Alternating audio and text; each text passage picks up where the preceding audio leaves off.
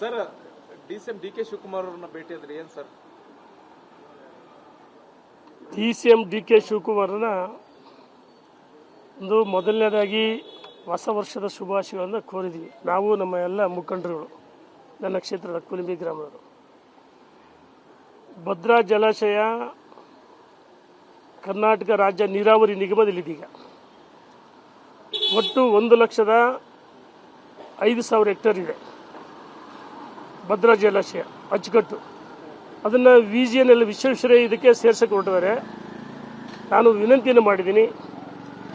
2,25,000 hectare ಹನಿ ನೀರಾವರಿ ಚಿತ್ರದುರ್ಗ ತುಮಕೂರಿಗಿದೆ.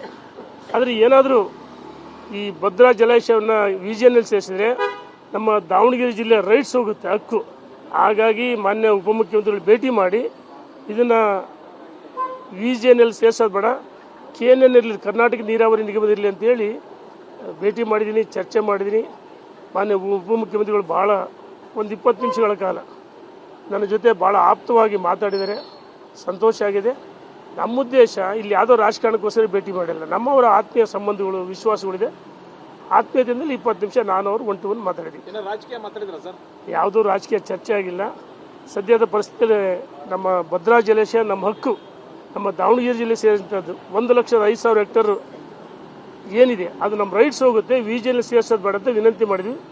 ಆಯಿತು, ನೋಡಿ ಚರ್ಚೆ ಮಾಡ್ತೀವಿ ಅಂತ ಹೇಳಿದರೆ ಈಗ ಮಾನ್ಯ ಮುಖ್ಯಮಂತ್ರಿಗಳು ಭೇಟಿ ಮಾಡ್ತೀವಿ, ಸಮಯ ಕೊಟ್ಟಿದ್ದಾರೆ.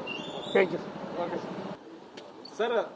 ಡಿಸಿಎಂ ಡಿ.ಕೆ. ಶಿವಕುಮಾರ್ ಅವರನ್ನ ಭೇಟಿ ಆದ್ರೆ ಏನು ಸರ್?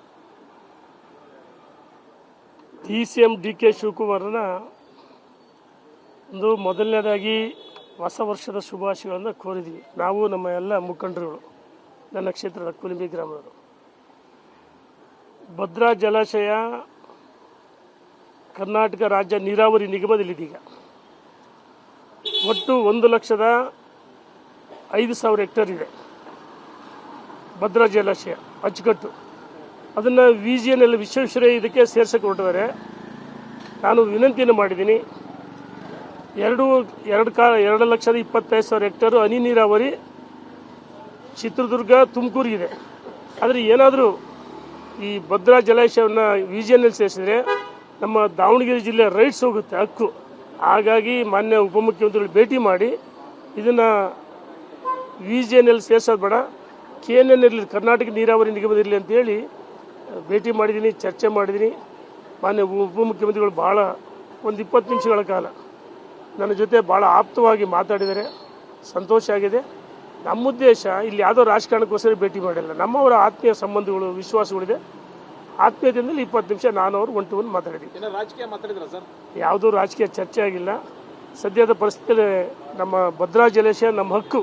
ನಮ್ಮ ದಾವಣಗೆರೆ ಜಿಲ್ಲೆ ಸೇರಿದಂಥದ್ದು 1,05,000 ಹೆಕ್ಟೇರ್ ಏನಿದೆ ಅದು ನಮ್ಮ ರೈಟ್ಸ್ ಹೋಗುತ್ತೆ. VGNL ಸೇರಿಸೋದು ಬೇಡ ಅಂತ ವಿನಂತಿ ಮಾಡಿದ್ವಿ.